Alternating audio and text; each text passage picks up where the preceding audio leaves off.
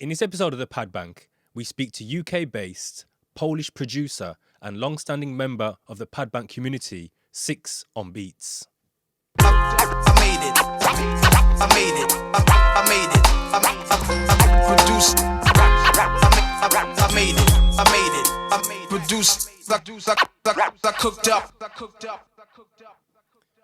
Hello and welcome to the Pad Bank with me, Tony Brown, and this is episode number 20.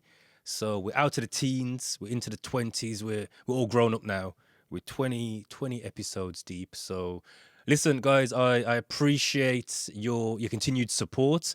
For those that have been rocking with the podcast since day one, and even those that have been rocking with the Pad Bank before the podcast existed, whether it's through the community, the group there, whether it's through the live streams on YouTube. Listen, I appreciate you guys, man.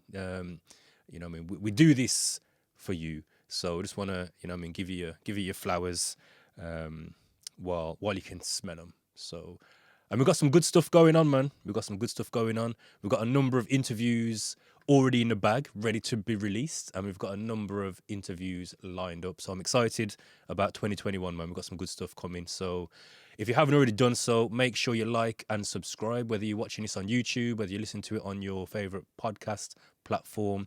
Just make sure you like and subscribe for new content as it drops.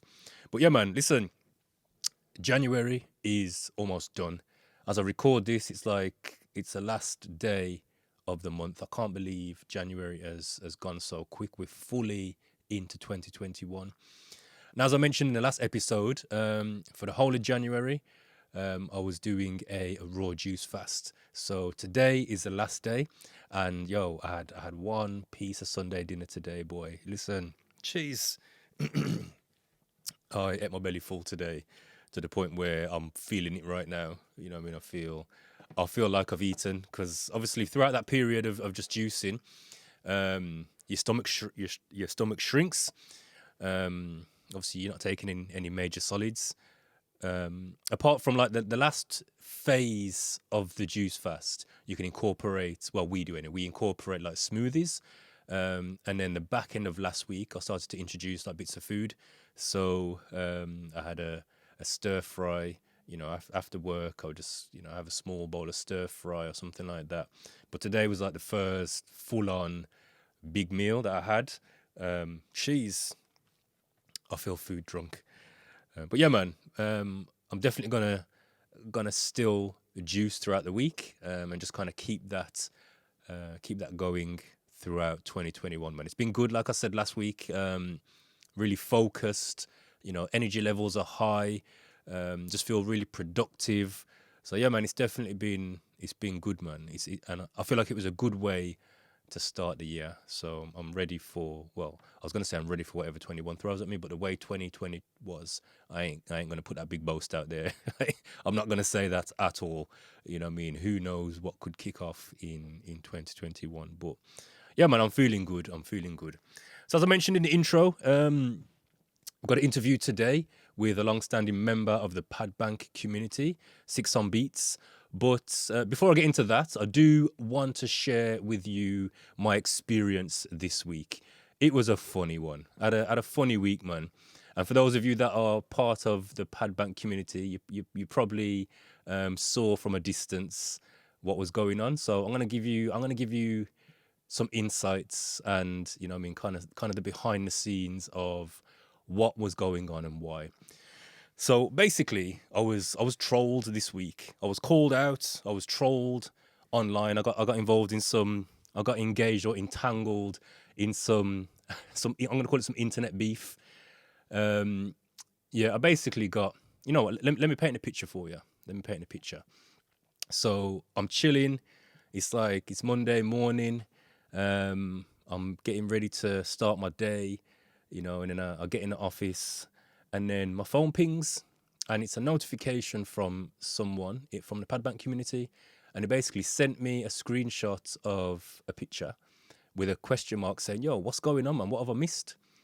And I'm none the wiser to anything. I ain't got a clue what's going on. So click on the message. and I see a picture which is basically a screenshot. So someone's gone to my website and screenshotted a picture of me from my website and have put above it wanted. So it's like a wanted poster. And then there's some long piece of monologue underneath talking about, so it says like wanted Tony Brown. And then I'm being called out by some guy who's basically challenging me to a beat battle for blatant disrespect in full block caps, blatant disrespect, exclamation mark, exclamation mark. I'm like, what the heck is going on here? So it goes on to say, he's calling me out for a beat battle for disrespecting him. I can name the price, luckily for me. I can also choose a sample. So again, very advantageous for me. And I can also pick the judges, or, we can select mutual judges again. You know what I mean? He's given me every advantage here to engage in this this musical warfare. And then basically goes on to say he's going to whip my ass with a beat. He's going to beat my ass with a beat. So I looked at this and I just was like, really? Like, bro, really? I just thought, I'm a big man. Like, I'm going to be 45 years old this year. 45 years old. I was born in 1976. You get me? I'm not engaging in no internet beef with no one. I just thought, are these guys for real? And I'm not, if you know who it is, you know who it is. But I'm not going to give them no air on my platform because they don't deserve it. You know what I mean? I would have give them air previously, but after the way this situation panned out, I'm not giving them no air, and I'm not, you know what I mean? I'm not calling their name. If you know who they are, you know who they are. So that was the start of a week. That happened on Monday, and I was just like, imagine this now. You get me? Big man like me, I'm getting called out by some bigger men on the internet. On Facebook, you know what I mean? They posted it in the pad bank, they posted it on their page they've got, they posted they went into some other producer related communities and posted it in there, and they're also tagging other people, so they're tagging other members of the pad bank, because if you know me online, I don't really engage in Facebook like that. You know what I mean? I'm not all up in Facebook like that. The only reason I'm really on Facebook is to manage the Padbank community.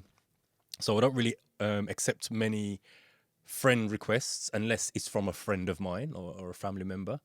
I don't really do Messenger like that. I'm just not in Facebook like that. You get me? So these guys can't really reach me too tough. So like I said, there was basically tagging other people who are either in the group and saying, yo, holler at your boy kind of thing. You know what I mean? Tell your boy he's been called out. You know what I mean? Tell him to man up. And like I said, I was just like, yo, I'm a grown man. I've got teenage children. Do you get what I'm saying? I've got a 15-year-old son who he wouldn't even entertain this. And I know that for a fact because, you know what I mean, my teenage son is out and about. Do you get what I'm saying? He's active out on the roads. You know, I'm not saying he's into badness or anything like that, but you know what I mean? He's out and about. And there was a situation where a real situation happened where he got into an altercation with someone and he had to throw hands. You know what I mean? He had to do what he had to do. I actually think I shared that before, but yeah, man, he had to deal with someone on the road, and we ended up having to go to the police station and blah, blah, blah, blah. And it all got dealt with, all got settled. But then a few months later, the guy that he dealt with must have got brave and started sending him messages on it was either Snapchat or one of those platforms. And he come and showed me, he's like, Dad, look at this, man. And he showed me the DM that he sent my son. And the guy was saying, yeah, you think you're this and you think you're that, but, you know what I mean, wait till I see you and meet me down so-and-so, meet me over the park and me and you can this, like basically calling out my son for a real altercation. And my son was like, Dad, my man's an idiot. I've dealt with him already. Like, I've dealt with this matter already. So I ain't got time to waste on him. Do you get what I'm saying? And this is my 15-year-old son. So how much more do you think I'm going to get involved in some idiot internet kerfuffle? So yeah, man, that was the beginning of my week. Now, what I do want to do, I want to address, like I said, some of the behind the scenes stuff as to why this situation came about. So let me paint a picture for you. I'm going to give you an analogy. Yeah. So imagine this, if you will. Yeah. Someone finds their way into your house. Yeah. You don't directly invite them in, but you know what I mean, they find their way into your house. Or they just happen to get access to the internet password of your household. They get access to the password and they start siphoning off some of your data, like some of your internet. They're streaming internet off your service that you're paying for. Do you get what I'm saying? Under your nose, they're just siphoning off your internet. And then this, you're not really sure how long this has been going on for, but you find out that, right, hold on, how come these people have got access to my internet? What's going on here? So you look into it a bit more and you come to find out, hold on, these people have been doing this for a while. Like, they've been siphoning off my internet for a while. So rightfully so, you reach out to them and you say, yo, I've come to realize that you've been siphoning off you've been using my internet service. Let's have a discussion about this. So you arrange to have a conversation. You send them your number, or you arrange to have a conversation because you want to know what's going on. How have they got access and how are they using this? So you have a one-to-one conversation with them, whether it's on FaceTime, whether it's on the phone, whatever, doesn't matter. You have a verbal conversation with them. So you say, "Oh, I was quite shocked to find out you had access to my internet, and you never asked, I never consented for you to do this, but it seems like you've been doing it for a while. Like, what's the deal?" So then they respond and they're like, "Oh yeah, man. We just use it every now and then. We're not really streaming that much. We just use it every now and then. We've got our own internet service that we use, but every now and then we'll just use a bit of yours." And also, we will acknowledge that you're providing us with this internet. So, they're coming across very, very friendly and cool, and it's all for the culture and whatever. So you're like, all right, here what then? Yeah, because it's not really impacting me in that sense. I'm good. I've got my internet. I'm all good.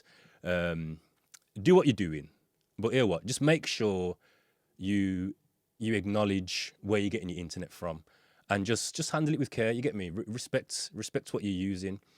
And they're like, "Yeah, man, no worries. No worries, man, no worries." I mean, we were going to get our own. We were going to set up our own streaming service, our own internet as well. But you know what? We just thought it was more convenient for us to use yours.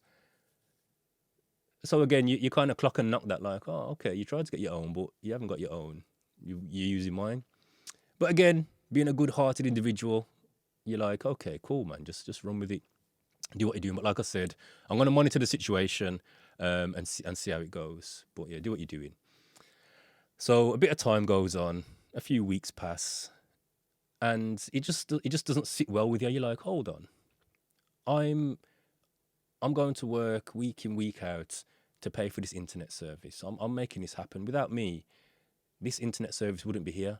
And these guys have got the same opportunity to go and get their own internet service and stream their own internet, but it's more convenient for them to use mine." That just doesn't sit well with you. You're like, "No, man, that don't really sit well with me."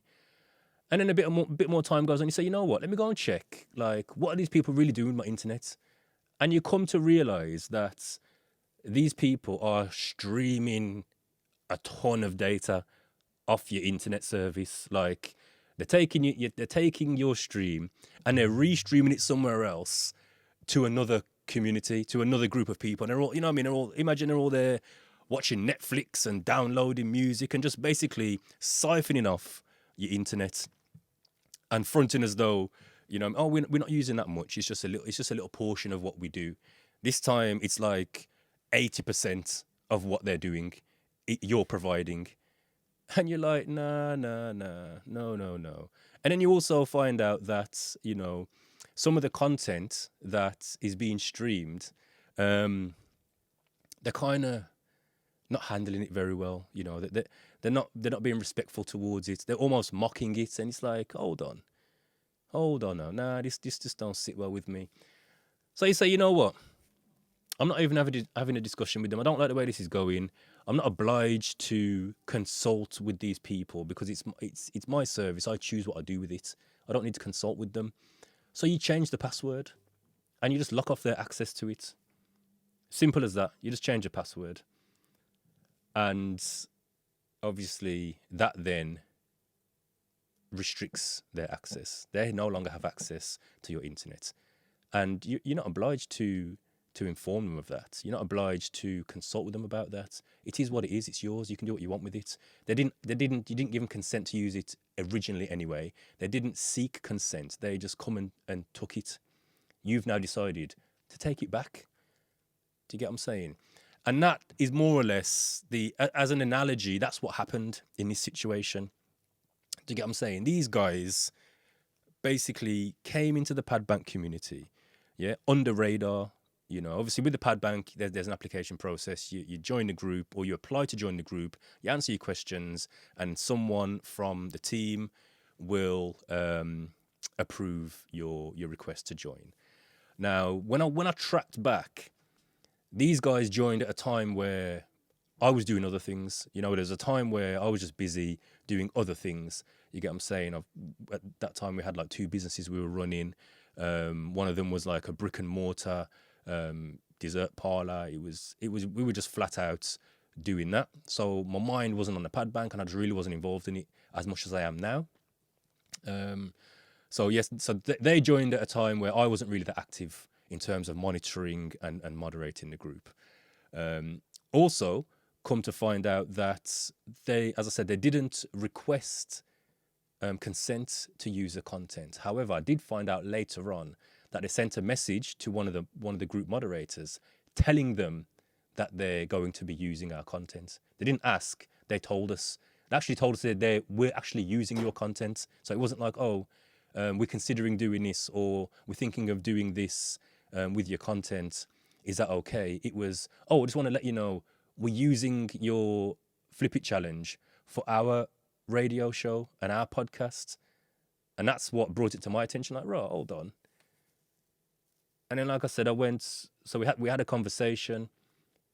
He told me what he told me, and I was like, it didn't sit well with me, but I thought, you know what, we'll let it run, and I'll just monitor the situation. And then, like I said, time went on, and something says to me, just go and look at what they're doing, because my gut just says, just go and look. So, I went and had a look at one of their broadcasts, and what I come to realize was that the content they were taking from our group formed a significant percentage of their show. It was almost like they're just repurposing our content, and that was a big portion of their show. And again, I was like, hold on, my man's making out like it's just one little piece. This is like a good percentage of the show, over 50%, easily over 50%. And then, like I said, even the way, because basically they were taking the Flip It Challenge submissions, and then they were reviewing them. So I came to find out that they actually tried to set up their own Flip It Challenge or sample challenge, but no one engaged. Do you get what I'm saying? It was early days for them. There's not many people in their group. They haven't built a community in the way that we've built a community here at the Pad Bank. Do you get what I'm saying? Which we've been doing for like almost 5 years now. We started this in 2016, late 2016, early 2017. You know what I mean? So we're like 4 or 5 years into what we're doing. I and then other people, as time have gone on, have spent time, energy, and effort investing in building this community, in moderating the community, in doing the challenges week in, week out, in broadcasting here, there, and everywhere to direct people to join the community. I've built this thing from scratch to what it is now.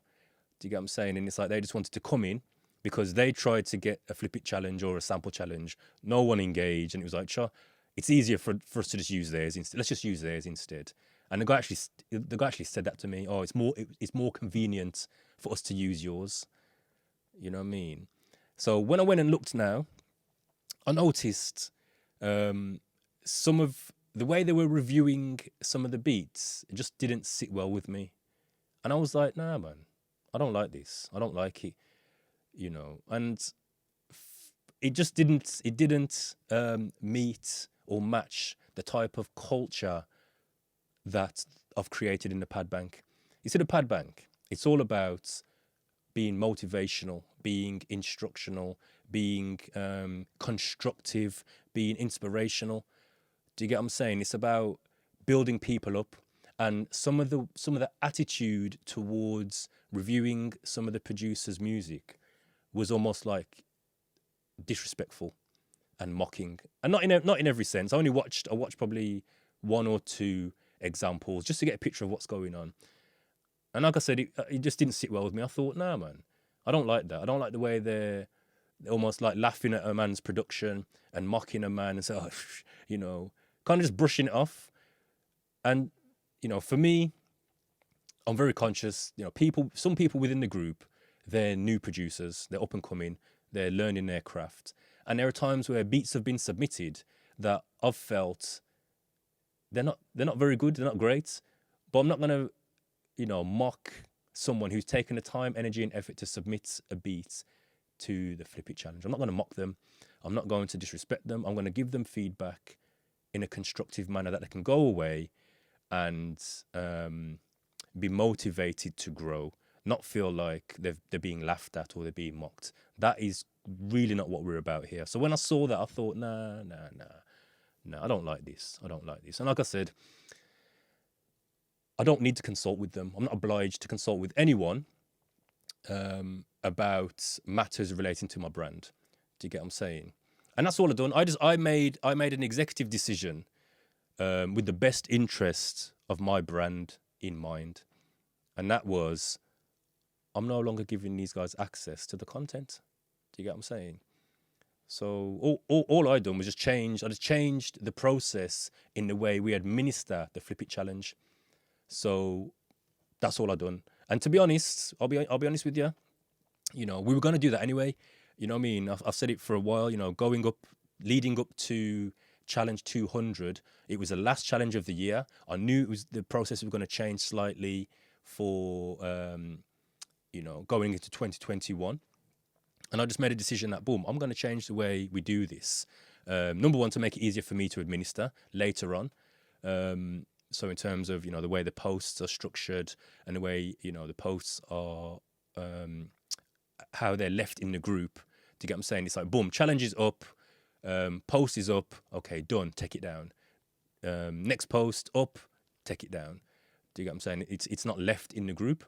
And in those who want access, they can either come to my website or they can go to the SoundCloud. Do you get what I'm saying? So like I said, I switched off access to these guys. Now, while all this is going on, these guys are still active in the group. I hadn't changed anything with regards to them being active in the group. Do you get what I'm saying? So then, boom, they must have noticed, oh, what's going on? We can't access this content anymore that we've been accessing for a number of months freely. You know, so obviously they've clicked, boom, something's changed here. Now, instead of reaching out to me to ask questions to find out, yo, Tone, what's going on? We seem to not be able to access the content anymore. What's happened? Because it could have been a genuine mistake. Now, it wasn't. You know what I mean? It was purposely done, but they didn't know that. For them, it could have been, you know, we've changed the process slightly. Oh, we forgot they were using it, and we need to just grant them access again. Do you get what I'm saying? It could have been a genuine mistake. It could have been a genuine oversight. But like I said, it wasn't. It was done on purpose, but they didn't know that. So instead of reaching out to me to say, yo, Tony, I've noticed we can't access the Flip It challenges anymore. Is there a problem, or, you know, what's going on? They chose not to do that. They chose to take to the internet and, like I said, to more or less start trolling me, to go to my website, take the screenshots of my picture, to put the wanted poster out, to post it across a number of groups. So when I saw that, I was like, you know what? I'm not having that. And I'm not responding to it. Do you get what I'm saying? I'm not responding to it. And then, like I said, he posted it in the pad bank. He posted it on his page. He tagged other people. They were sending it to me. And then he posted it in other MPC or producer groups that I'm a part of. So I started to see it in a few places. And I was like, rah, my man's really sending for me. And then within the comments, so someone from my group commented, a few people commented from the pad bank to say, yo, what's going on? Not sure. Boy, this is news to me. I don't know what's happened. Rare. And in the responses, they started to be like disrespectful, like, you know, tell your boy he needs to man up and whatever. And I just went in and I said, yo, listen, bro. I says, I'm not engaging in this. It's some foolishness, some little boy thing. I'm a big man. So when I saw that, when I posted that, then he started getting disrespectful and saying, oh yeah, your boy, he's a bitch, you know, calling me a bitch and saying, oh, I've got female tendencies and this. And I'm like, yo, my man's getting disrespectful, like raw, publicly disrespectful. So I says, you know what? Prior to that, I would have allowed him. But from that, I says, you know what? You're not disrespecting me and being an active member of my community. So I just locked him out of the group. I says, you know what? You're done. I just removed him out of the group. Him and his brethren, moved them up out of the group, and that was that. Also, I thought that was that. So then, both time went on. My man then jumps in my inbox on Facebook and starts sending me direct messages. You're a bitch. You blocked me out your group. You're rare. You this. You got female tendency. Like proper, just coming at me, and I was just like, this brother. I'm sure this guy's older than me. You get me? I'm sure this guy's touching 50, and he's coming at me like he wants beef. And I just says to him, I says, bro, I'm not engaging in no internet foolishness with you, man. Trust me, I'm not involved. There's bigger things going on in the world. Do you get what I'm saying? I said at the end of the day, I made a decision that has the best interest of my brand in mind. I said, if you're not happy with that, there's nothing I can do about that. But I'm not required to consult with you. It is what it is. Do you get what I'm saying? And because of the way he initiated the situation, I wasn't even trying to have no conversation with him.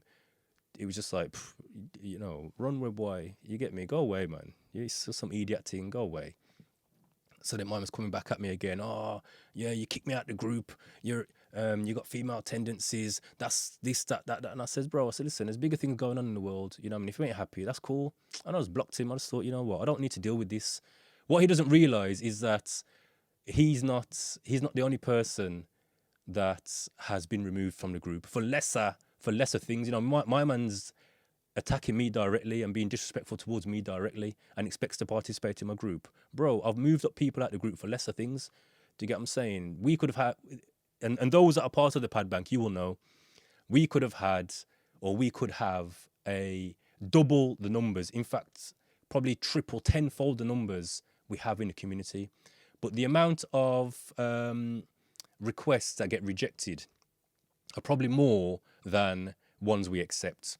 And the amount of people, you ask anyone who's been in the pad bank from early, the amount of people I've removed from that group. Do you get what I'm saying? If you've got intentions of coming in the group to spam the group or to just take advantage of the community, to promote yourself, you know, nah, that's not what the group's about. Do you get what I'm saying? The community is not about that.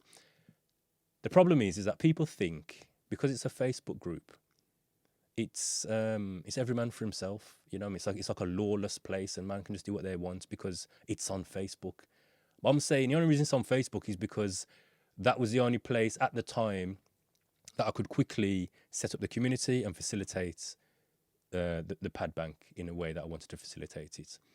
I would say probably 2 years ago, I planned to take it off Facebook anyway because I don't like Facebook and I don't like the fact that, you know, people come there with a certain mindset and a certain mentality and they just think that, oh, because it's on Facebook, you know, it's every man for himself and it's you know, it's a wild, wild west. Well, it ain't. Do you get what I'm saying? It's a private group and it's my group. I built the group. I manage the community. Obviously, I've got moderators who work with us. But I can make a decision who is part of the group and who's not. So my man's saying, oh, you know, you kick me out the group, you're this, you're that. I'm saying, yo, bro, you can't disrespect me and expect to participate in the group actively. Like I said, I've removed people from the group for lesser offences. Do you get what I'm saying? Again, I've moved people out of the group just for for self-promoting, for spamming the group, for talking reckless to other members or to being disrespectful to other members.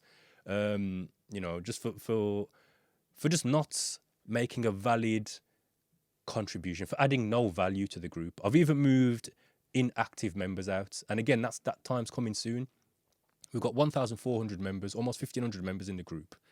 And in the past, I've gone through and I've just took people out of the group who ain't active, because for me, I want to maintain a positive, vibrant culture within the community. So yeah, man, that was my week. That was my week. And, it's interesting how, like the day it happened, them were coming at me, they were, like I said, tagging other people into the post, calling me, derogatory names. I mean, even that, the guy says, "Oh, you got female tendencies." I'm like, bro, I'm a big man. Like, I'm not. Is that meant to be derogatory? Like, if that's meant to offend me, obviously he's trying to draw me out. Do you get what I'm saying? He wants me to respond. He's trying to draw me out. To tell me I've got female tendencies, I'm like, yeah, I have. I'm a very balanced individual. I mean, I was raised by a strong mother and a strong father. Do you get what I'm saying? And if having female tendencies in your eyes is a weakness, then that means you're weak, my brother. You're weak. Because the females I know and the females that inspire and encourage me in my life are strong women. Do you get what I'm saying? I mean, the way I watched my mom raise us and the things she done for us to have the life we have. Yo, I'm proud to say I've got my mom's traits. Do you get what I'm saying? Salute to my mom. My mom's a hustler. My mom's a hard worker. Do you get what I'm saying? I learned entrepreneurialism from my mom. I saw my mom, start a number of businesses and hustle to make them work. I saw my mom do some things that put herself at risk to better our situation. Do you get what I'm saying? So like I said, yeah, man, I got female tendencies. I can cook. And even that, like, I know it's going with the stereotype, but if having female tendencies means I can cook, I can clean, I can nurture my children, I love my kids, you know what I mean? I hug my kids, I kiss them. Do you get what I'm saying? I'll text my friends and tell them I love them. I love you, bro. Do you get what I'm saying? If those are the type of things that you would say are female tendencies and you think those are weaknesses, bro, they've got the problem. You've got the problem, not me. Do you get what I'm saying? And I ain't gonna be drawn out by that foolishness. Like I said, I'm a big man, so yeah, man. I just felt it was only right because the matter was public. Like for me, I dealt with it in a private way. None of it was public. Do you get what I'm saying? They brought it to a public platform. They were posting it in different groups. They were calling my name out. They were posting pictures of me, making memes of me. Do you get what I'm saying? Screenshotting my face and putting out a wanted post. I was just like, okay, so you're taking it public. Now I'm going to have to address it. So I thought, I'll address it here. I'll let you guys know. Obviously, those in the community, that's why that happened at the beginning of the week. In terms of engaging in a battle with them, again, bro, I'm a big man. I'm not going to try and settle a matter that I've got no interest in settling anyway with a beat battle. Do you get what I'm saying? When I told my daughter was in hysterics and she was like, what, you're going to start beatboxing with them next? What, you're going to have a dance off and start pumping your chest? And I was like, I know, man. Some little boy thing. So as my dad would say, run where why? You get me? Your free papers are done. So, I wish you all the best. There's going to be no beat battle. And as, what they said in one of the posts was that, oh, we should do the beat battle because it would be good for both our platforms. My friend, my brother, it won't be good for both our platforms because you've got 45 subscribers. I've got 4,800 subscribers. I'm almost at 5K. So we're on a journey to 5K subscribers. It's kind of imbalanced. Do you get what I'm saying? You've got, about 100 likes on your page. You haven't got a group. You haven't built a community. You got about 100 likes on your page. I've got 1,400, almost 1,500 members in my community. And these are people who, they can't just roll in. These are people who have opted and applied to join the community. So it won't be good for both our platforms. It would have been good for yours. You would have wanted to siphon off, you know, what I'm doing here and what I've built here to try and big up your platform. And I ain't no fool, my brother. I ain't no fool. So I wish you all the best. You know, I mean, like I said to you in the post, you know, we've got brands to build. Go redirect your energies. You know what I mean? Go and build your community. Go and build up your following, build up your numbers, build up your subscribers. Do your flip it challenge, do your sample challenge, get the numbers up. I mean, when we first started, you know, we all started from zero. Do you get what I'm saying? We all started from zero. There's no shortcuts. So redirect your energies, build your platform, build your community, and you know, maybe one day, you know what I mean, the tables will turn and there'll be a new up and comer who'll be trying to siphon off your thing. But right now, I ain't the one. I made it. Produced, I cooked up. Right, so let's get into what we're really here for. In this episode, we've got, again, a long-standing member of the Padbank community, SyXon Beatz. He's a Polish native, he's UK-based, and he's been a regular contributor to the community. To get what I'm saying, I've definitely seen his growth, and you know what? I just thought, you know, for me, I'm not about only looking for big time producers. I've always been one who's like, you know what? I want to hear the regular man's story. We've all got a story to tell. Do you get what I'm saying? We've all got a journey we've been on, and you know, obviously, a lot of podcasts they look to like the name brand producers, the big successful producers, those that have, you know, had placements and put records out and whatever. Where for me, I want to hear the regular man story as well. Like, why do you make beats? Why are you in the group? What excites you? What inspires you? What's your process? Do you get what I'm saying? And this was one of those conversations. Do you get what I'm saying? Now, what I will say is, you'll notice at the end of the interview, it ends abruptly. So basically, the call dropped. You know, we was on Zoom and the call dropped, but we were right at the end of the interview anyway. So yeah, man, check it out, enjoy it, and I'll see you on the other side. I made it.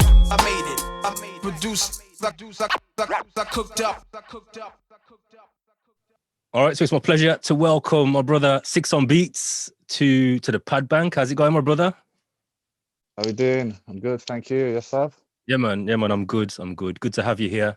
A long-standing member of the Padbank, a long-standing contributor to the community, to the Flip It Challenge. So it's the first time we've kind of had an opportunity to chop it up. So I'm looking forward to learning more about your journey, you know, and who you are as a producer, and you know, everything kind of music related. So welcome to the show. First question I'd like to ask is, where are you and how are things where you are? So basically, I'm in London Okay. at the moment. Yeah, based in London. Mm. Originally, I'm from Poland. Okay. Yeah.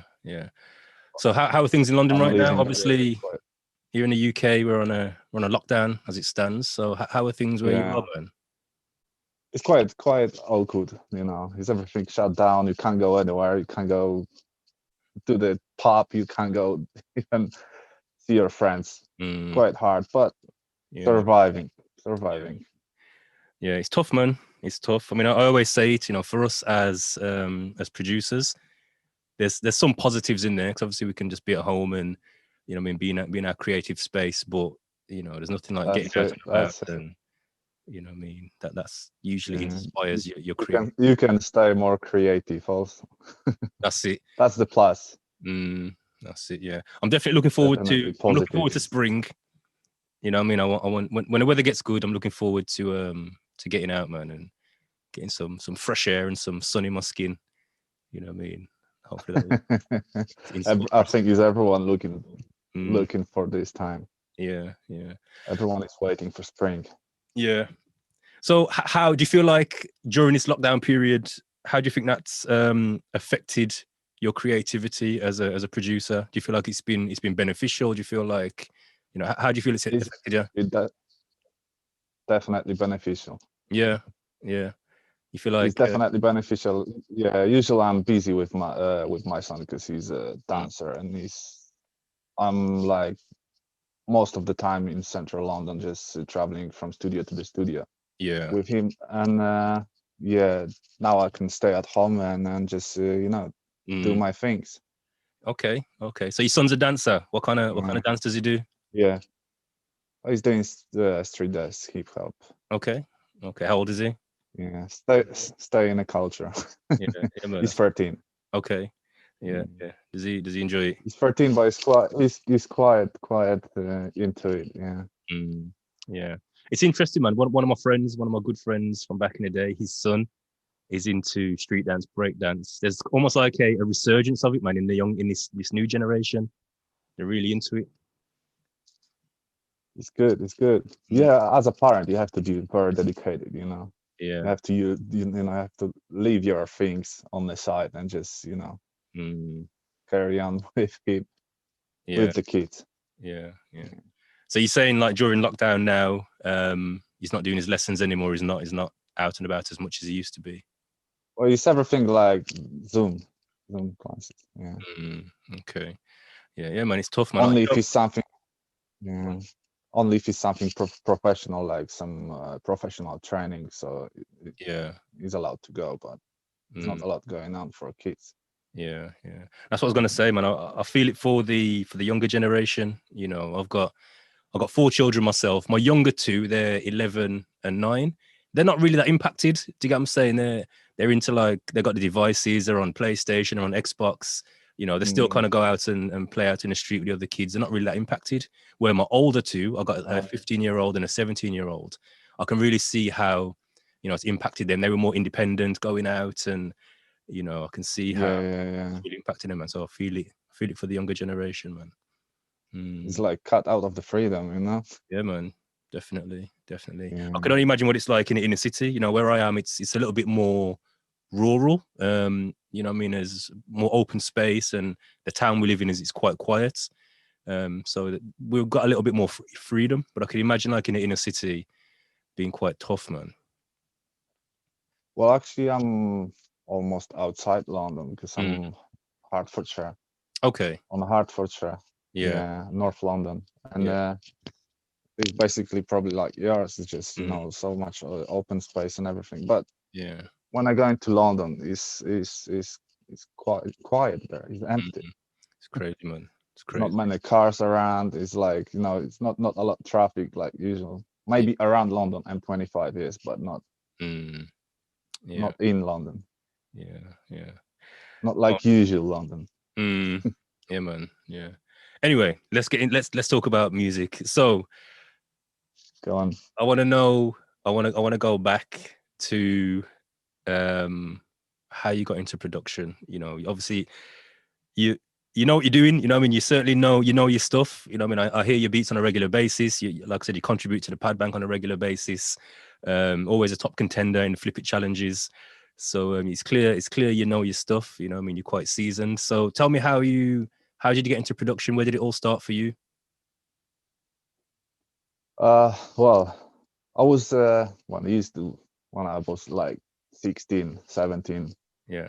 We were like on neighborhood doing some recording, and then I just, you know, move out, you know, get married and everything. And I was here in London, and I just thought I should some, you know, do some records, you know. And I was looking for beats, and everywhere is like, you know, I have to.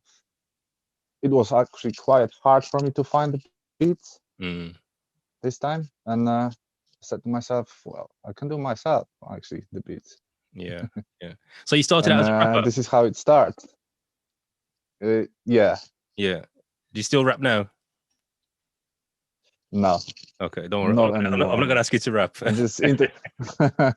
No, I'm not anymore into it. I've got no like. It's just music. I just loved it. You know, when I started, it sucked me in, and just, you know, carry on, and I enjoy more and more. Every single beat I'm going to do it, and it's just I like it more. Yeah. So what did you start with? What was your first kind of piece of kit, your first piece of machine that got you into production? What did you start on? Okay, I'm gonna make you laugh now. Yeah, I'm just started with my laptop. Yeah. Okay. And just with my laptop. I was sampling on just keyboard, like okay, laptop keyboard, and then yeah, then I bought like little MPD, okay, yeah, yeah. So when you sampling on and the then laptop, what program was you using though? When you had your laptop? Apple Studio. What was it? Say it again. Apple Studio. Okay, Apple Studio. Okay, yeah. Fruity Loop, yeah. Yeah. Okay. Mm. Yeah, a lot of people started on that, man. So A lot of people started on Fruity Loops. Yeah. Mm. Yeah. It wasn't hard to get it, It was just you just download it and you're good to go. Yeah. Yeah. Then I did. Then I like, and then I started actually flipping challenges. Okay. Just without the gear, I thought to myself, I should like, I was looking, I was doing my research on Facebook, and like, I find this group, and I've seen like challenges. Yeah. And I said to myself, might try just send one beat, and then I will see maybe some comments, some like positives, negatives, what I'm doing wrong, what I'm doing good. Yeah. And then Okay. that's how we started. Yeah. And I bought my MPC Studio Mm-hmm. about 4 years ago. I'm actually not doing long my beats. Yeah. Wow. I'm just about 5-6 years. Yeah. You've come a long way, man. You've learned quickly, because I mean, listening to your submissions, you know what I mean, it's definitely, you found your sound, you know what I mean, you definitely know what you're doing. So you've done well, man. You've done well. Yeah. So tell me a little bit about the rap group when you was younger. Was it yourself? Oh, that was just friends, or boys from the neighborhood, and just recording in the basement. Like, So this is when you was in Poland. That was actually the time when like YouTube was no, actually internet. Not everyone get it there. It's like friend of mine, he was quite clever, and he was like taking from the telephone box, through the cable, and he was hacking to his basement, like hacking. and Okay. Yeah. So what's the hip hop culture like in Poland? What was that like growing up? I think it was quite strong, quite good. Still is like, I think it's quite strong. Yeah. So was there like, were there radio stations playing hip hop out there? Were there clubs? Was there a real kind of hip hop culture out there? Yeah, it was starting there. Yeah, it was back to 1999. Okay. Yeah. So it was like beginnings, like on Viva, you can like see the clips of Mobb Deep, or Mos Def. Yeah. I mean, I know that across the time. other parts of Europe, I mean, we used to go to Paris. We go to like DMC competitions in Paris in the 90s. Obviously Amsterdam, Belgium, them places. Hip hop was popping over there, you know what I mean, from quite early. Was it the same in Poland? Well, we actually in Poland back days, we thought this Paris is actually like the European capital of the hip hop. Yeah, man, definitely. Because everyone was looking at the French scene, Yeah, they're definitely popping, man, over there. Yeah, Cut Killer, and that was like, everyone was looking at them. Yeah. We went to, they had the DMC World Championships in Paris. I think it was around 97, 98. We went out there, and it was like, it was, the crowd was humongous. It was huge, man. It was like going to a football match, you know what I mean? It was almost like it was in London, you know what I mean? The amount of people that was there was like hip hop ciphers outside, people were rapping, you know what I mean? It was a proper, the culture was truly there. It was good to see. We booked upon a few gangsters as well, man. met a few gangsters out there, man. Them guys are serious. So, yeah. Especially you English there, so yeah, that's it. It was all right. So when you started producing, what year would you say that was when you really started? Around what year was that? when I really started. Mm. I was about 5-6 years ago. Okay, yeah. So around 2014, Yeah, 15, kind of. yeah, Yeah, yeah. yeah. Kinda. Okay. So who them times who were you looking at for like inspiration? Who would you say your influences were? Oh, as everyone influenced, probably Jay Dilla. Yeah.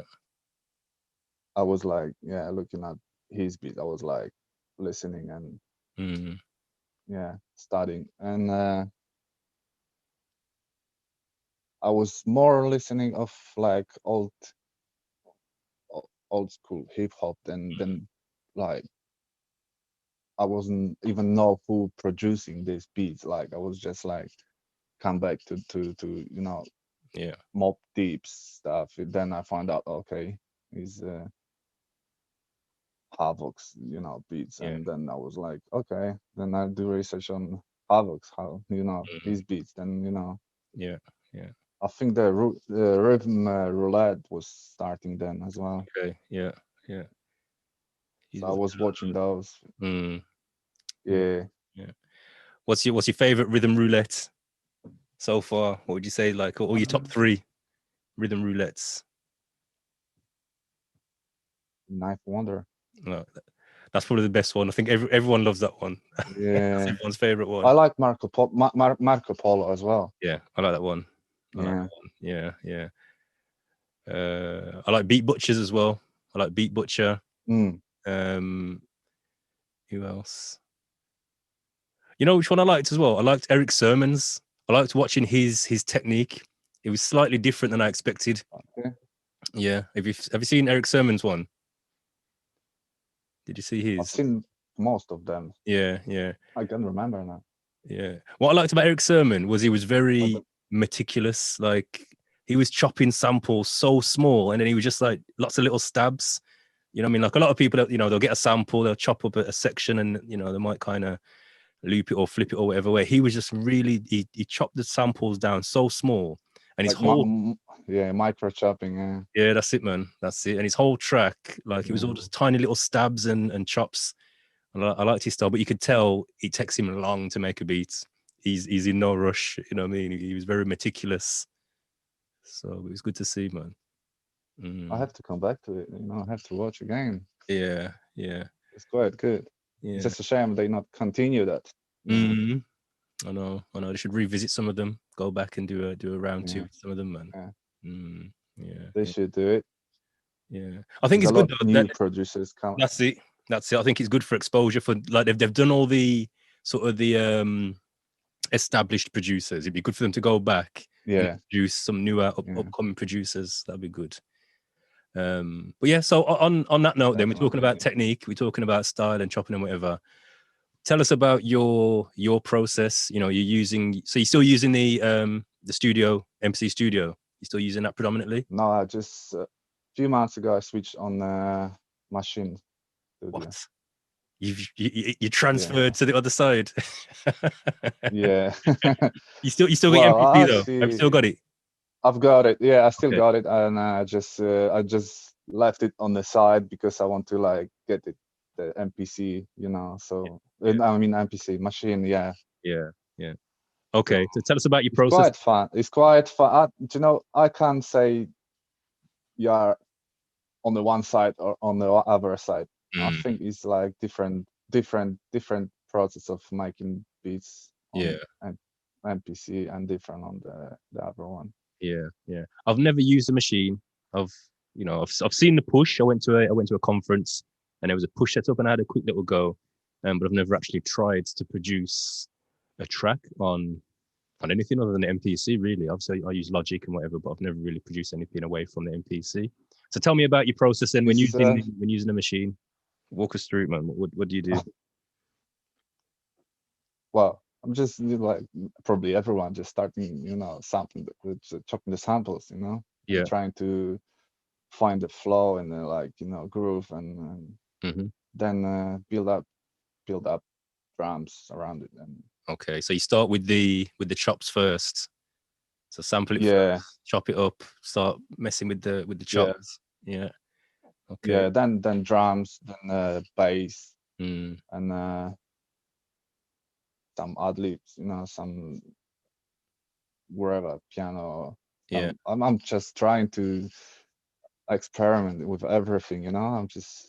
Yeah. But normally, I'm just starting with sample, Mm. definitely. Yeah. Yeah. Have you ever tried to sort of do an alternative method, like so maybe try with drum loops first, or break beats first? Have you ever sort of flipped it and done it the other way? Yeah. How have you Tried. found that? I mean, different. Mm.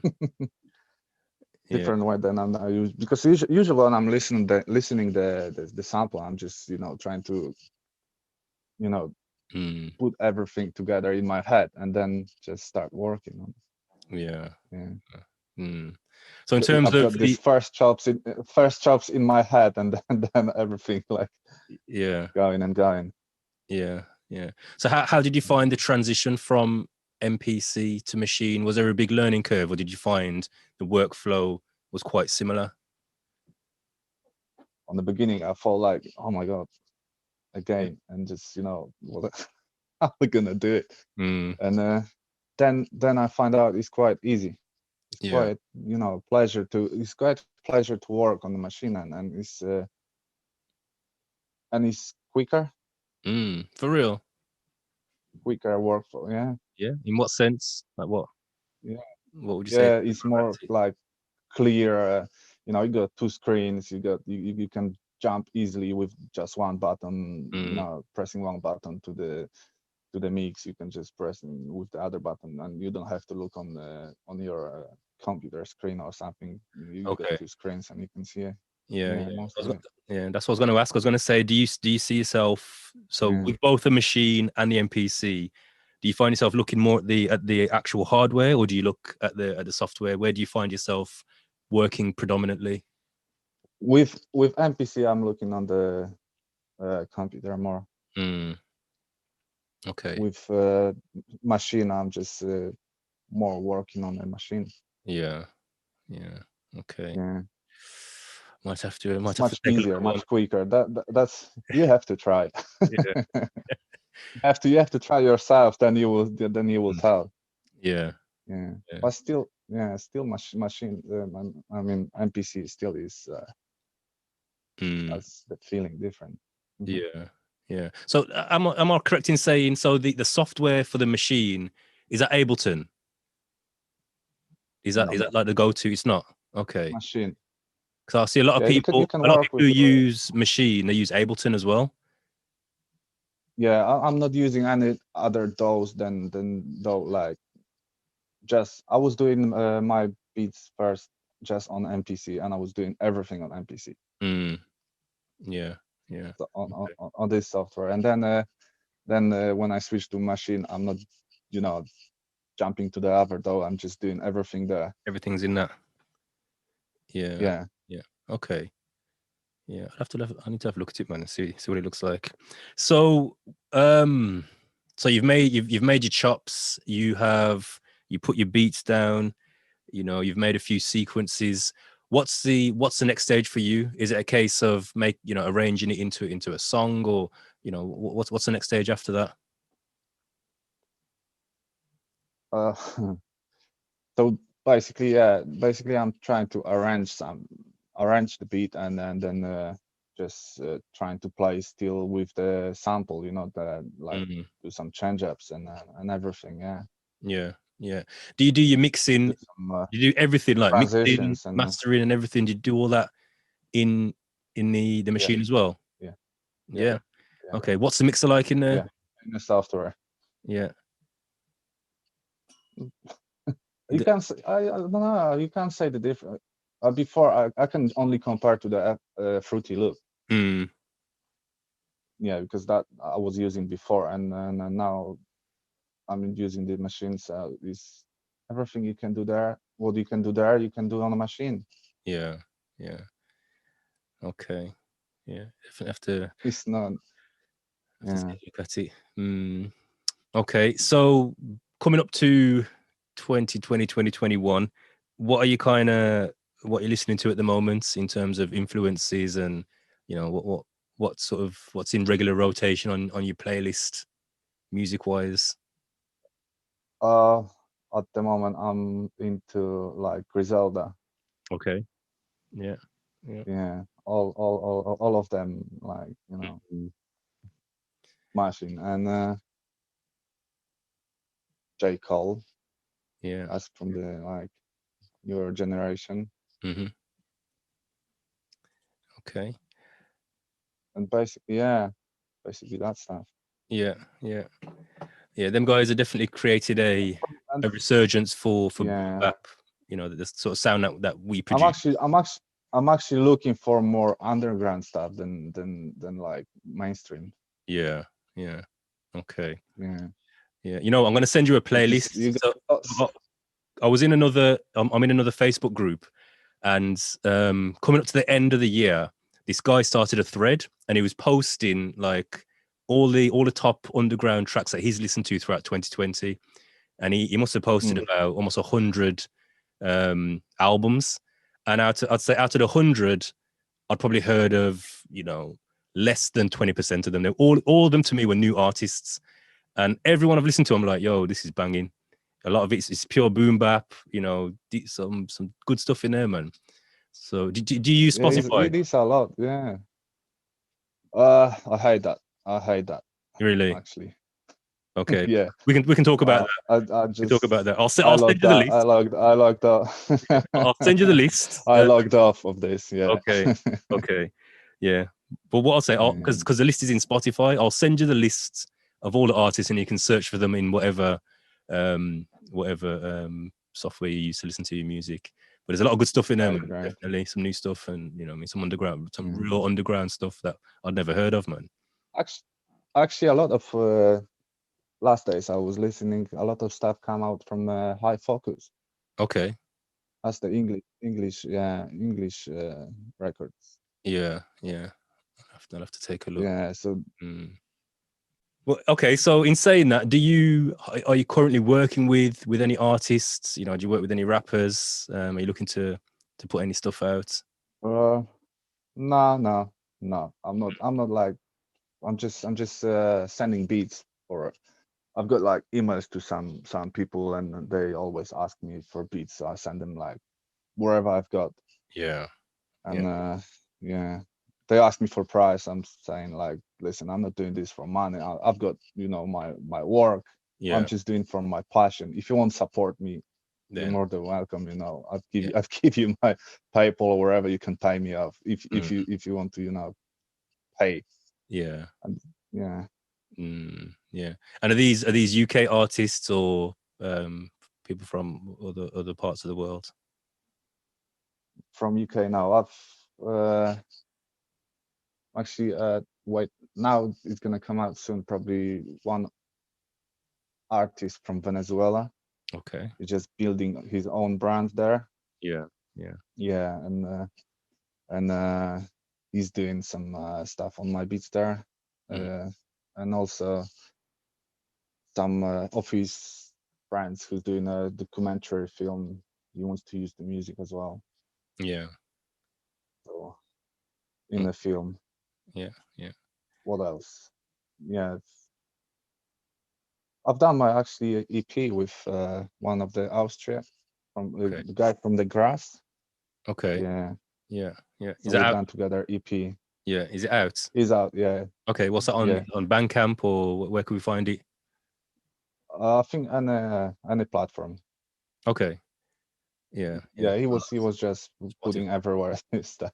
Mm. Yeah. Yeah, Yeah. Okay. Well, definitely send me the links. I'll add the links to the description for this I episode. will send you. Yeah, no. People can click on that and check it out. I'd be interested in hearing that. And is he rapping in English or Venezuelan?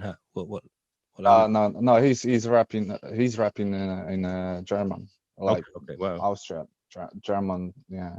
Okay. Yeah. Yeah. That's the guy from Austria. Okay. Mm. All right. Do you listen to much UK hip hop or UK music, like new stuff in the UK at Yeah. all? That's you mean you mean like new stuff like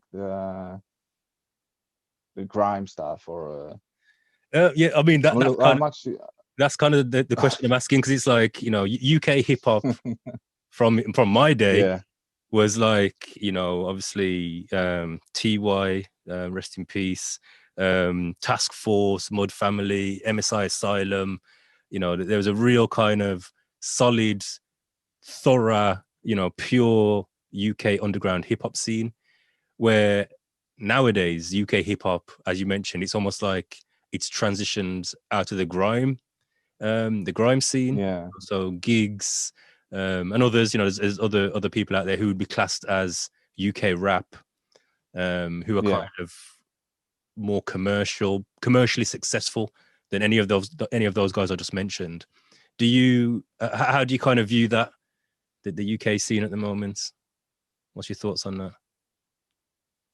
Well, I'm actually I'm listening. I have to listen because my son is listening to Mm, all this stuff. So I'm listening with him. I've got mixed feelings. yeah, express them. Yeah, I Let's talk think about it, because we probably share some of those mixed feelings. So let's talk about it, man. Go on. What are your thoughts? I will tell you later Okay. about it. Okay. Yeah. Yeah. Yeah. I mean, what I would say, my opinion, part of my opinion is, I think lyrically, it's not what it used to be. You know, the guys from back in the day who were rapping from the UK were rapping like lyrically. They were artists lyrically. You know, what I mean, they were serious about their craft. Where these guys, a lot of these guys nowadays, there's more. Okay, Ocean Wisdom. Yeah, That's right. People like that. Yeah. that's what you can. Yeah. Yeah. I mean, there's a few of them that can rap. You know what I mean? There's a few of them that can certainly rap. But you know, a lot of those that are sort of, they're successful. There's opportunities for them to be more successful, but lyrically, they're no way as good as some of the guys from back in the day. You know what I mean? I think lyrically, the guys back in the day were stronger, but the industry's grown. It's bigger in the UK now. You know, there's more opportunity to be commercially successful here in the UK. But to me, the rappers ain't as good as the guys when the industry was smaller. So that's kind of my take on it. I think lyrically they've got a lot But to do. I can tell a lot of people like follow UK grime, and Oh then yeah. it's like even in Poland, like Mm, people coming out with their stuff like UK grime, yeah, drill, yeah. yeah. I mean, drill's going crazy right now. You know what I mean? To say, it was interesting how, you know, in my day, the UK scene was heavily influenced by the US. Everything we done over here, we were looking to America, and they influenced our music. Mm-hmm. Where it's almost like now the tables have turned. You know what I mean? You look at drill in America. Obviously, it started in Chicago, but it's like now Brooklyn drill and these other drill scenes. They're looking to the UK as they're leading the way. The UK is leading the way, and they're emulating our sound. It's like the tables have turned. Again, what are your thoughts on that in terms of UK influence on world music? Yeah, they are. I can say because I'm watching Polish scene, and definitely, it's like drill is definitely, you can say, is UK, and lots of people follow that, and just lots of people trying to make the same or similar. Do you think here in the UK or even in Europe, do you think across Europe? So in America, historically, America's had its own signature sound from coast to coast. You know what I mean? You could recognize West Coast hip hop opposed to East Coast hip hop. You could almost tell, you know, down south, you know, even like Miami bass and that type of music. The coast by coast, each area had its own signature sound. Do you think that exists here in Europe at all? I think you can say which one is French beat. Yeah. Or you can say like French stuff. You can say you drill, UK drill. Mm. I'm listening Polish stuff, so I can say this is like made in, you know, You can tell. Polish beat maker Really? doing this. Yeah. Yeah. What do you think gives it that sound? What do you think it is? It's quite similar to US, but thing is, it's like I don't know how to say actually this. Mm. I can send you the link so you can actually check some Okay. of the like Yeah. Polish producers which they good. I think they're good. Yeah. Yeah. You know. Yeah. Yeah, man. Send me some links. I wanna listen to it. Listen Yeah. to that. Okay. The Cars one new album, not the new one, the one before the lights, street lights. Yeah. Yeah. You've got one producer over there from Poland. Okay. I didn't know that. I didn't know that at all. Yeah. Yeah. Okay. I'm gonna check that out. Definitely gonna check that out. Yeah. All right. So I was going to ask, away from hip hop, away from drill, what other genres of music do you find yourself listening to regularly, or just for a change? You know, what I mean, for a break from hip hop, what do you listen to? Just some, like just reggae, a little bit of reggae, Mm, to chill, yeah. Yeah. and just normal stuff. You know what was actually in the radio. Mm, Yeah. yeah. Yeah. Okay. And then when You it can comes always to you can always catch inspiration from any, like any stuff. Even you can hear the tune in the radio and you can say, "Oh, this actually sound dope." You can use mm, this in a beat. yeah. Yeah. Yeah. Yeah. Okay. And then what about for like sourcing samples? Where would you say is your go-to location and genre when it comes to sourcing samples? You know, when you think, right, I need to get some more sample material, what's kind of what's your go-to? Is it YouTube? But the most, Is it vinyl? You know what I mean? And then genre wise, yeah, I'm using YouTube just for samples, mm-hmm. challenges, Yeah, like yeah. in Podbank or the other groups. Mm-hmm. And I'm also, taking the samples from the vinyls. Yeah, yeah.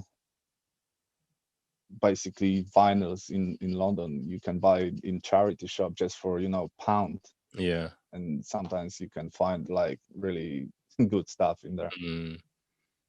Yeah, yeah. Yeah. Yeah, I want to get back into vinyl, man. I mean, since I started producing again, I never had a turntable, never had a mixer or anything, so everything was off YouTube. But I recently, the back end of last year, I invested in a turntable and a mixer, so I want to start getting back into vinyl, man. But it's a shame, obviously, as soon as I got that, everything locked down. So, you know, what I mean, traveling and digging has kind of fallen by the wayside, man. But definitely want to get back into. To be honest with you, I had the actual turntable before I had the sampler. Yeah. So yeah. Yeah. Okay. So it's the best actually sources. The best source is actually vinyl. Yeah. It is. I think the This is even not everything what you can find on the vinyl. Not everything is on YouTube. That's right. Yeah. Yeah. Yeah. I mean, more recently, I've been watching old movies. That's been my thing lately. Just old, obscure European, like Italian, French, just old movies, some old, like, how can I say, like, not gangster movies, but like crime thrillers and dramas and things like that. And I've found some good stuff, man. I found some good stuff. It is good. Yeah, I know it is good stuff because I was looking on this as well. Yeah. not just normal movies like I see. historic movies and yeah. Yeah. Lots of stuff. Actually, the best are old cartoons. Okay. Yeah. Yeah. Well, the EP I've just put out an EP recently, Still Cooking. Everything on there was taken from one old animated movie, like from 70. Yeah, the whole of that EP. I found the movie on like a Friday night. I started watching it. I was like, wow, there's some stuff on this, and I turned on the MPC and just started sampling a few things. By the end of the weekend, I've made about 9-10 beats. And just decided, you know what, I'm putting this out as a project, and I just, went through the whole process, made the tracks, and put it out. So this is how your idea comes with this cooking everything. Yeah. Well, that project, like I said, that just came about in one weekend from everything on it is from the same movie. It was like an animated movie. It was like Even an hour and a half long. even the vocals and everything. No. So afterwards, No, I thought, yeah, no. So I thought you basically, found some. I thought you found some cartoon about God, the cooking, and you just. no. One of them is, so there was one thing in there where the guy says, now we're cooking on full heat, something like that, and that's what inspired the cooking theme. And I grabbed that, and then I went away and found more cooking related skits. But yeah, I like the way actually you done it. I like. yeah. It's really like you coming into the kitchen and just sitting in a restaurant and carry on with the music. Yeah. Like I said, it came Serving on your plate. It came together really quick. And like I said, that's all from one movie. So we spoke about sampling. I'm interested in your view on sort of like new technology versus old equipment. In the MPC community, you've kind of got two camps, or I'd say in a sample based community, you've got people who are very much they're into like the retro models, the MPC 2000, the XL, the more the hardware analog models, and then you've kind of got that camp who they're like, oh, we're not interested in that no more. It's about the new machines, the X and the One and the Live. It's about those. How do you feel about kind of the divide between the two? And if you had a preference, what would you say is your preferred model, hardware or software? To be honest with you, it doesn't matter on what you might on the end. Is just it's music. Yeah, I agree. The end product is music. This is all about. Yeah, that's it. The listener doesn't care what you've made it on. It doesn't matter what you're using. You can use your stuff in the kitchen and just play around. I agree. Yeah, I remember hearing Ninth Wonder talk about he made a track for Beyonce, and he made it on an old Dell laptop, and his Beyonce's dad was surprised, when he heard the track. He was surprised at what he made it on. He was like, so, what did you produce this on? And Beyonce was like, Dad, look, he made it on that laptop. She was pointing at his old Dell laptop. And he made like a, top 10 smash for Beyonce. So like you said, man, it doesn't matter. It doesn't matter what you're using. Yeah. The end product that's what actually is important. Yeah. Okay. So tell me how useful, how beneficial do you find the pad bank, with the community there, with the Flip It challenges? How have you found that as a long-standing member? You've been in the group, I think, from day one, really. You've been there for a while. I don't know if from day one. A good few years. Like 10 or something. I can't remember when I done. I was actually doing today research when I actually started. Yeah. And I just find on my SoundCloud I know I deleted some of them. Yeah. But the earliest one I just find 22nd. Okay. Wow. That's early. I mean, we're up to 204 now. So if you've been around since Challenge 22, you've been around for a minute, man. So yeah, how do you find it, man? How do you find the community? How do you find the challenges? How, in terms of you as a producer? It's inspiring, actually. A lot of people that is inspiring, and I think it's not only me growing there. I see some of the other members, which they actually came like more or less the same time, and they've been probably starting as well. Yeah. And now they just I can't believe some of the beats which they like done. Yeah. She's smashing. Like he's really progression. His progression is like definitely up. Yeah. And that's I'll say it all the time. That's the reason why I set the group up. The whole ethos was about encouraging and inspiring people just to kind of stay on their game and just stay inspired and be motivated to make something and have sample material they can draw from, and just kind of just grow and support one another. Because before that, like I said, when I got back into sampling and bought my MPC in 2016, I joined a few groups and I just found there was very negative, man. There was lots of negativity. People were asking questions and people were like, oh, just Google it, or it was almost like it wasn't about building each other up and supporting each other. And then you had a lot It's of actually spam, a lot of spam in the groups as well. It is support. It is very supportive group. Yeah, Mm, it is. yeah, And I've made there few connections as well, good connections. yeah. I've got still. I'm in touch with some of the members still. Yeah. It's good, man. It's good. You know what? I haven't really shared it, but my plan. So coming out to 2019, my plan for 2020 was to do a members meetup, and I was gonna do a European members meetup. You know what I mean? I was gonna book somewhere like an Airbnb.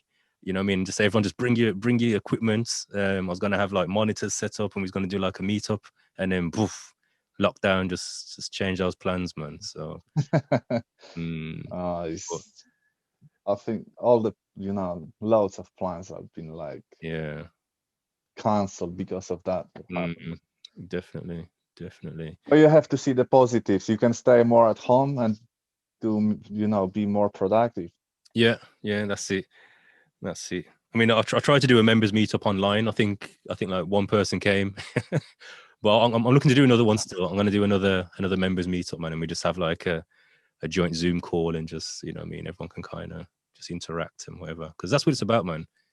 Supporting each other and making. Actually, I actually enjoyed the 200. The live, yeah. That was a really good one. Yeah. I might do one of those every month or once a quarter. I'll do a live special. Yeah. All right. So wrapping up. Nice. Yeah, nice. Man. It will be. So wrapping up. There's a new segment on the show called Underrated, Overrated. So I'm gonna ask you some questions. So I'm gonna throw some statements out, and I want to know from you if you feel it's underrated or overrated. All right. Okay. You ready? And you can explain why as well. So you haven't just got to say the one word. You can explain why. So from the top, let's go. Sampling. Yeah. Is it underrated or overrated? In your opinion? It's not overrated. Okay. It's not overrated, definitely. Or underrated. Yeah. And it's not underrated. Okay, so it's in the middle. Yeah. Okay. Reading music. Reading music. Like being able to read sheet music. Say again. Being able to read sheet music. Like how people can read music and play, or they can just look at a sheet of music and they can read it. Do you think that's underrated or overrated in the producer community? Well, this is underrated. Okay, yeah, it's true. I'd love to be able to look at a piece of sheet music and just play and understand that. Yeah. Okay, the MPC. And underrated. The MPC. Yeah, the MPC. No. Okay. I think it's not. You got, like I said, you got fans of MPC. You got fans of the other stuff. Okay. The 808 kick, underrated or overrated? Overrated. Okay. New school rappers.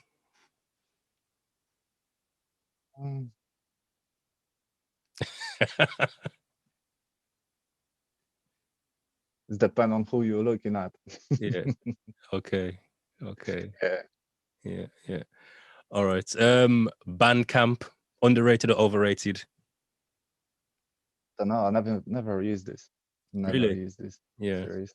Yeah. No. I'll tell you what, if you're looking for underground music, go on Bandcamp and just search for like, just use a few search terms like boom bap or, you know, something like that. There's a lot of good stuff on there, man. You'll be surprised. There's a lot, like you can follow people on there. You can follow artists. There's a lot of good stuff on there, man. It's definitely worthwhile. I was actually thinking so many times, shall I start it actually? All this like, you know, stuff like Spotify and all these things. And then I said, no, why? Yeah. Well, that's my next question. My next question in terms of underrated or overrated is Spotify. Underrated or overrated? Overrated, definitely. Yeah. What's your beef with Spotify? I hate it. Why? Go on, explain it to me. Why do you hate Spotify? I can't. You know, it's just Michael. You know, I was like pissed off with the Spotify because I tried to play like so many times some album and then just, you know, jump on some other stuff which I don't really even want to listen to this, you know, and just you know, I just said, nice crap. Yeah. I mean, we've got a Spotify premium account for the family, so we don't have all adverts, and obviously we can pick what we want to listen to. So I think it's good for the listener, but for the artist, it's terrible. I think Spotify for the artist, you know what I mean, in terms of revenue wise, it's a rip-off, a total rip-off, man. It's almost like it's hijacked the music industry, and then the artists are getting robbed. You know what I mean? So I took all my music off Spotify and I went to Bandcamp. Now I release exclusively on Bandcamp now. I'm not going back on Spotify. I'm done with them. That's why this is made. Yeah, that's it. Yeah. To make money. That's it. And it's not even an artist, you know what I mean? It's like the labels get the money for the streams and then they still pay the artist a percentage. And Spotify's paying out like 0.04 pence for a stream. 0.04 pence. So to make £5, you need to get like 2,500 streams to make £5. You could sell one CD and make that. You know what I mean? All right. Yeah, that's it. Yeah. All right. So underrated, overrated, vinyl. Is vinyl underrated or overrated in your opinion? It's not overrated. It's not underrated. Okay. It's just it is what it is. Okay. Now is actually trend for vinyl, so everyone buying them. Yeah. As I mentioned, like with Bandcamp have now offered a new service where if you release your music on Bandcamp, they will actually do print on demand with the vinyl, so they can print. If I wanted to go on if you had a Bandcamp account, I could buy your album on vinyl and they would print it on vinyl, print the cover, and send it to me. So they're starting to offer that vinyl service. Yeah. I have to check this Bandcamp. Yeah. I'll be interested to see what the pricing's like, but you know, it's definitely. I wasn't looking for like listeners. I was more looking for like people who gonna tell me what I'm doing right, what I'm doing wrong. Yeah. So that's fine. I never set up like other stuff than SoundCloud, or I've got some stuff on YouTube, but it's not. Yeah. Basically, now I think one of the best, you know, sources where you can actually do connection with the people is Instagram. Yeah, it's good. It's good, but in terms of like selling your music and generating revenue, I've found Bandcamp to be much better than Spotify. All right, so it looks like the call's dropped, but I just want to thank my brother SyXon Beatz for joining me. Again, you can check out all the links mentioned in the description for this episode, and go and support my man. He's on SoundCloud. Like I said, he's got some stuff on YouTube. All the links will be in the description. Big up yourself, my brother, and I appreciate you joining me. So I hope you enjoyed the episode, and I look forward to seeing you again in another episode. All the best. God bless, and take care. I made it. Produced. I made it.